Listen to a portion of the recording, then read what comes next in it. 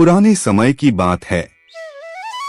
इंतराई नाम के गांव में रामिया नाम की एक विधवा महिला अपने दो बेटों शशांक और धर्म के साथ रहती थी। रामिया अक्सर बीमार रहती थी और अंत में बीमारी के सामने हार गई। मां के जाने के बाद दोनों भाइयों के पास बस विरासत बची, एक पुराना घर और थोड़ी सी जमीन। दिन गुजरते गए और एक दिन शशांक अपनी आवाज ऊंची करते हुए बोला, धर्म, अब बस, तू और तेरे बच्चे यहाँ नहीं रह सकते। माँ की दवाई, राशन, बिजली सब मैंने दिया। और ये देख, जमीन के कागजों पर माँ के दस्तखत हैं। अब घर मेरा है, निकल जा यहाँ से।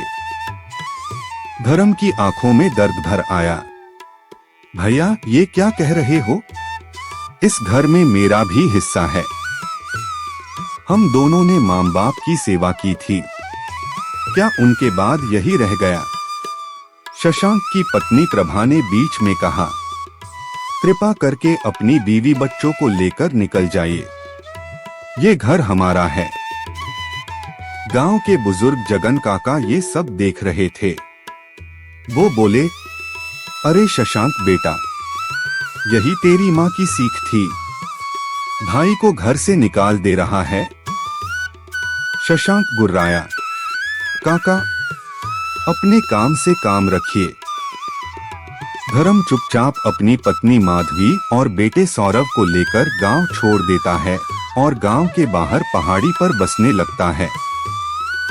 माधवी ने कहा, धर्म, चलो यहीं किसी कोने में झोपड़ी बना लेते हैं। जैसी जिंदगी है वैसा घर सही रहेगा।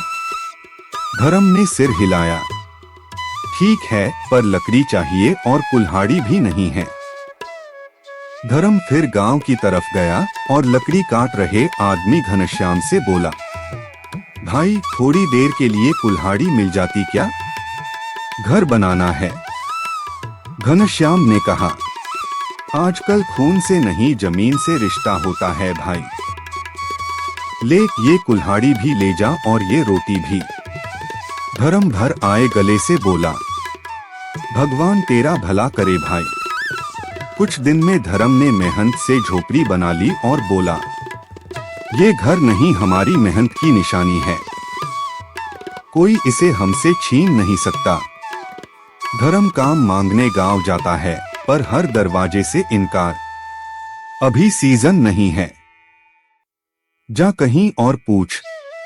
फिर एक बूढ़ी औरत ने उसे रोटी और गुड़ दिया, बच्चे को खिला देना बेटा। धर्म लौटकर सौरभ को खाना खिलाता है, पर खुद भूखा रह जाता है।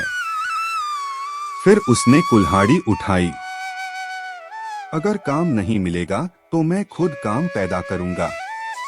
धर्म जंगल गया, लकड़ी काटकर बाजार में बेच आया।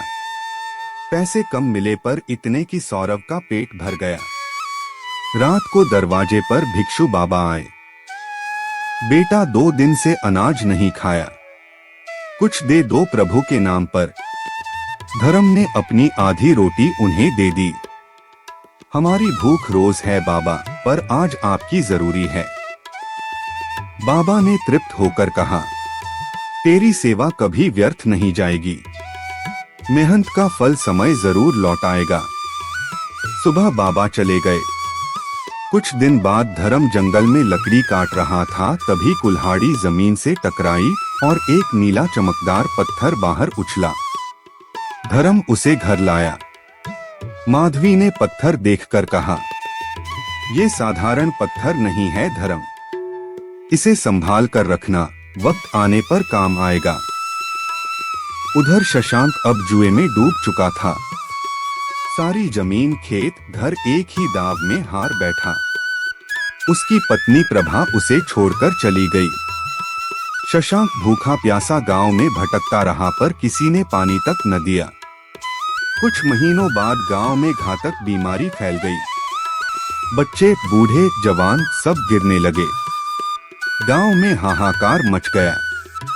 गांव का वैद्य दीपनाथ बोला, इस रोग का इलाज सिर्फ कुमुदिनी बूटी और नीले चपला पत्थर से बनता है।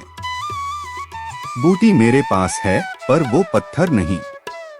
तभी धर्म बोला, पत्थर मेरे पास है वैद्य जी, जंगल में मिला था। दवा बनी, लोगों को पिलाई गई और कुछ ही घंटों में गांव ठीक होने लगा। धर्म बोला, पर मेरा भैया वो कहाँ है? जगन काका बोले, सब हारकर नदी किनारे पीपल के नीचे पड़ा है बेटा। धर्म दौड़ा, भैया मैं आ गया। शशांक ने कमजोर आवाज में कहा, माफ कर दे धर्म, मैंने सब कुछ ले लिया तुझसे। धर्म ने उसके मुंह में दवा रखी।